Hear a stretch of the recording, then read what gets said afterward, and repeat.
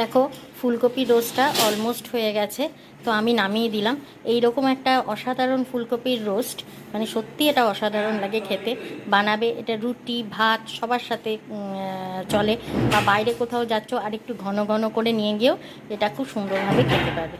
তো চলো, আমার চ্যানেলের পাশে থেকেও লাইক করো, কমেন্ট করো, শেয়ার করো, সাবস্ক্রাইব করো প্লিজ। আর একটা জিনিস আমি স্কিপ করে গেছি, এর মধ্যে কিন্তু আমি নামানোর সময় একটু ঘি দিয়ে দিয়েছি। বানাবো ফুলকপির রোস্ট। ফুলকপি বানানোর জন্য আমি ফুলকপিগুলোকে দেখো এইরকম সাইজে করে কেটে নিয়েছি। ফুলকপিগুলো কিন্তু এরকম সাইজের করে কেটে নেবে।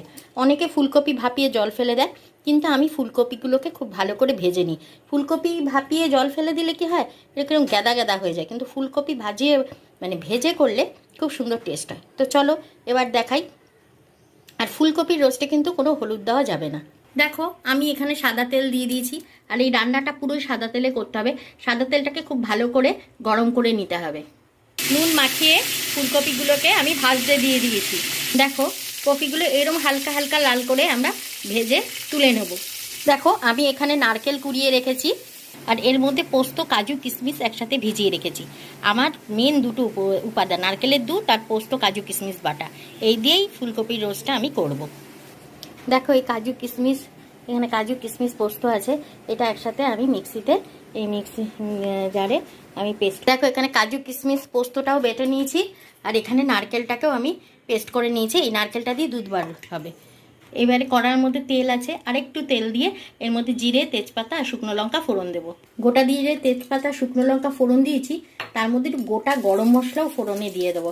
ফুলকপির রোস্ট কিন্তু একটু মিষ্টি মিষ্টি খায়, বেশি ঝাল খায় না। এর মধ্যে টমেটো কুচি দিয়ে দিলাম, এর মধ্যে কাজু কিশমিশ পোস্ত বাটাটা দিয়ে দিয়েছি। এবার এর মধ্যে অল্প নুন দেবো, আমি একটা শুকনো লঙ্কাই দিয়েছি, আর আদা বাটা দেবো, কারণ ফুলকপির রোস্ট খুব ঝাল খেতে ভালো লাগে না। এবার এর মধ্যে লবণ দেবো। দেখো টমেটোটা মাখা মাখা হয়ে গেছে, আমি নুন দিয়েছি। এবার এর মধ্যে মিষ্টি দেবো। দেখো আমি এর মধ্যে কফিটা দিয়ে দিয়েছি, আর মিষ্টিও দিয়ে দিয়েছি। এবারে নারকেলের দুধটা এর মধ্যে দিয়ে দেবো। এতটা পরিমাণ নারকেলের দুধ বেরিয়েছে, আমি এই নারকেলের দুধটা দিয়ে দেবো। দেখো আমি এতটা পরিমাণ আদা থেতা করেছি, এবার এই আদার রসটা আমি দিয়ে দেবো।